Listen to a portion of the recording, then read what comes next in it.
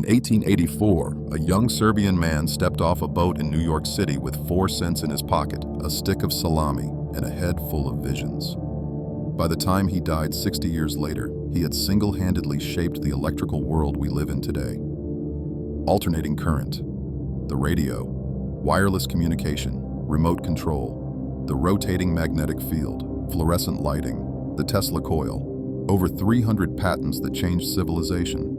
His name was Nikola Tesla, and he never had sex. Not once, not ever. Not because he couldn't.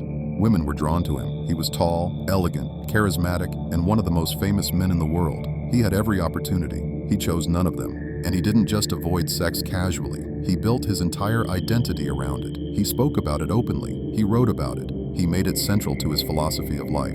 Tesla believed with absolute conviction that sexual abstinence was the single most important factor in his genius. Was he right? Was Tesla's extraordinary mind actually connected to his extraordinary sexual discipline? Or was he a brilliant eccentric rationalizing an unusual personal choice? Today we're going to dig into Tesla's life, his own words, and the surprisingly coherent philosophy he built around celibacy and creative power. And by the end, you're going to understand why one of the greatest minds in human history deliberately chose to never touch a woman. Tesla was born in 1856 in what is now Croatia. From childhood, he experienced something remarkable. Visions, complete, fully formed mental simulations of inventions he hadn't yet built. He could design a machine entirely in his mind, test it mentally, identify flaws, and fix them before touching a single piece of material. This isn't metaphor. This is documented by multiple biographers, and Tesla himself described it in detail. His mental laboratory was unlike anything before or since. He could hold an entire electrical system in his imagination, rotate it, stress test it, run it through thousands of scenarios, all before building a single prototype. This is why his inventions worked, the first time, almost every time, because they'd already been perfected inside his mind. Now here's where it gets interesting. Tesla recognized early that this mental capacity required fuel, enormous fuel. And he began to notice a direct relationship between sexual activity and his ability to think. In his teenage years, before his formal commitment to celibacy, Tesla struggled with sexual urges.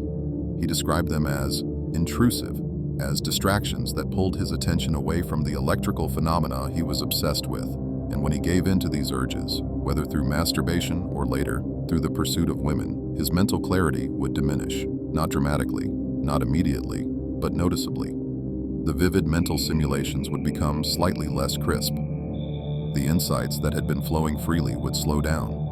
He'd spend days or weeks in a kind of mental fog before his full capacity returned. Tesla was a man of extreme precision. He noticed patterns that others would ignore.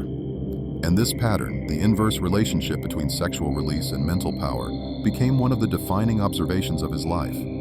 By his mid-20s, Tesla had made a conscious decision. He would abstain. Completely, permanently, not as a temporary experiment or a period of focus before a project, forever. And he would use the energy that most men waste on sex to power the most ambitious intellectual and creative work in human history. Let's talk about what Tesla actually said about this, because he wasn't shy. He discussed it in interviews, in letters, and in his autobiography. His words are remarkably clear and remarkably modern, considering he lived over a century ago. Tesla once said that the man who is devoted to his work and takes his greatest pleasure in it will never feel the want of love. He wasn't being bitter. He wasn't dismissing women out of resentment. He was describing a genuine experience where the satisfaction from creative work exceeded anything romantic or sexual relationships could provide.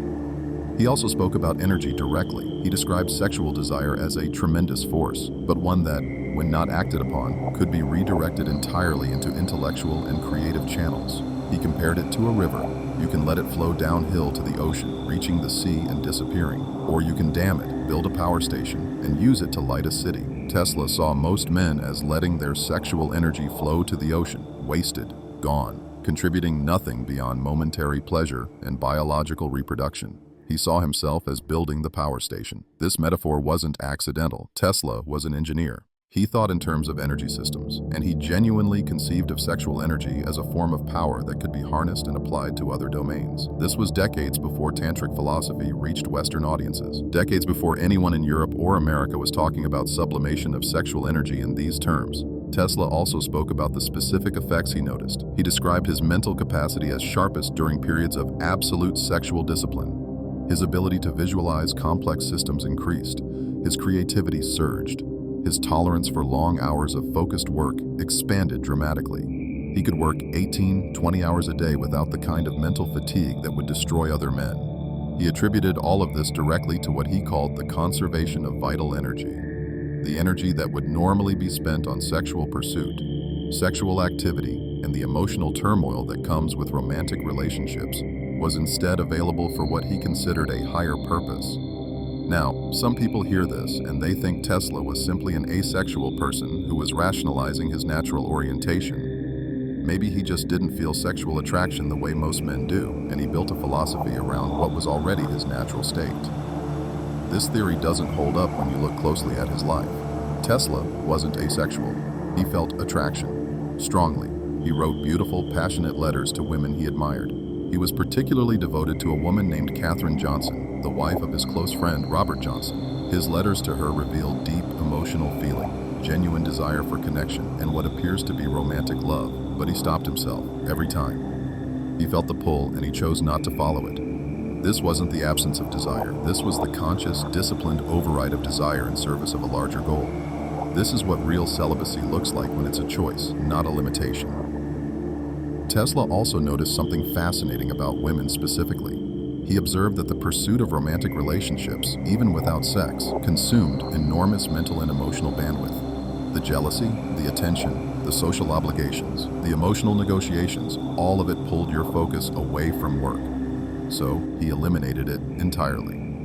This might sound cold, inhuman even. But Tesla wasn't a cold man. He was deeply emotional, deeply sensitive, famously kind to animals, particularly pigeons, whom he fed daily in New York. He simply made a radical choice to protect his greatest gift, his mind, from anything that might diminish it. Let's look at the timeline of Tesla's productivity and how it correlates with his sexual discipline. Tesla's most productive period in his life was between 1884 and 1900. During these 16 years, he produced virtually every invention he's famous for. Alternating current, the induction motor, the Tesla coil, the rotating magnetic field, polyphase power systems, the foundation of modern electrical engineering. During this period, Tesla was completely celibate. No relationships, no pursuit of women, no sexual activity whatsoever. He lived in hotels, worked constantly, and poured every waking hour into his research and inventions. After 1900, Tesla's life became more complicated. He was involved in increasingly bitter conflicts with Edison, Westinghouse, and especially J.P. Morgan. His finances became unstable. He moved frequently. His lifestyle became more chaotic. His productivity, while still remarkable, never again reached the extraordinary heights of that earlier period. The brilliant flurry of world-changing inventions slowed. Now, correlation isn't causation. Tesla's personal and financial troubles clearly affected his work. But Tesla himself believed that his diminishing creative output was partly connected to the increasing disruption of his disciplined lifestyle, including his sexual and social discipline. He spent his later years increasingly isolated, increasingly eccentric, increasingly focused on what he called the cosmic forces that connected all life. His philosophy became more mystical, more holistic, more explicitly connected to energy conservation and transformation. He died alone in a hotel room in 1943 at the age of 86, almost broke, almost forgotten, but with a body of work that would only be fully appreciated decades later when the world caught up to what he'd already envisioned. So what can we actually take from Tesla's example? What does his life teach us about the relationship between sexual discipline and extraordinary achievement? First, Tesla demonstrates that creative energy and sexual energy genuinely compete for the same resources. Whether you call it dopamine, vital force, jing, or simply mental bandwidth, there's a finite pool of energy available to you. What you spend on sex isn't available for creation. Tesla understood this instinctively and ruthlessly protected his creative capacity. Second, Tesla shows us what happens when a man eliminates the single biggest distraction in most men's lives: the pursuit of women, the management of relationships, the emotional chaos of romance. These things consume years of a man's life. Tesla freed himself from all of it, and in that freed space, he built an empire of ideas. Third, Tesla's example challenges the modern assumption that a fulfilling sex life is necessary for a fulfilling overall life. Western culture, particularly modern Western culture, treats sexual satisfaction as a basic human need, something you can't thrive without. Tesla's life is a direct contradiction of this assumption. He thrived. He achieved more than almost any human being in history, without any of it. Fourth, and perhaps most importantly, Tesla shows us what happens when a man is fully committed to something larger than himself. His celibacy wasn't primarily about avoiding distraction, it was about channeling everything, every drop of energy, every moment of focus, every ounce of passion into his work, into his vision of a world connected by invisible forces, into what he believed was his purpose. This kind of total commitment is rare, it's uncomfortable, it demands sacrifice of pleasures that most men can't imagine living without. But the results speak for themselves. Tesla didn't just succeed, he fundamentally altered the trajectory of human civilization. Here's the uncomfortable truth that Tesla's life forces us to confront. Most men will never achieve anything close to their potential.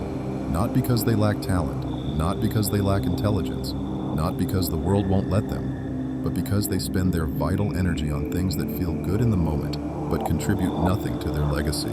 Sex feels good, romance feels good, the pursuit of women feels exciting. But how much of your mental energy is actually consumed by these pursuits? How many hours per week do you spend thinking about women, watching pornography, pursuing sexual gratification, managing relationships, dealing with the emotional aftermath of rejection or conflict? Now imagine all of that energy, all of that time, all of that mental bandwidth redirected entirely into something you love, into building something, into mastering something, into creating something that will outlast you. Tesla made that choice, and the world is still benefiting from it more than 80 years after his death. The electricity in your home, the wireless signals carrying this video to your screen, the fundamental principles of electromagnetic engineering that underpin modern civilization. Tesla built all of this, alone, in hotel rooms, without a single woman by his side. He wasn't lonely, he was free. Free from the greatest distraction most men will ever face. Free to become exactly what he was meant to become. Not a lover, not a husband, not a father, the man who changed the world. You don't have to be Tesla, you don't have to choose permanent celibacy or lifelong bachelorhood, but Tesla's example should make you ask yourself an honest question. How much of your power are you actually using? How much of your potential are you actually accessing? And how much of it is being quietly, invisibly drained away by pursuits that feel urgent but accomplish nothing? Tesla saw the connection between sexual energy and creative power with a clarity that almost no one in his era possessed. He made the ultimate sacrifice in pursuit of the ultimate goal, and history remembers him for it. The question isn't whether you could be Tesla. The question is whether you're willing to even try to be the best version of yourself. Because that starts with one simple, brutal, beautiful choice. Where are you going to put your energy? Tesla already answered that question for himself. Now it's your turn.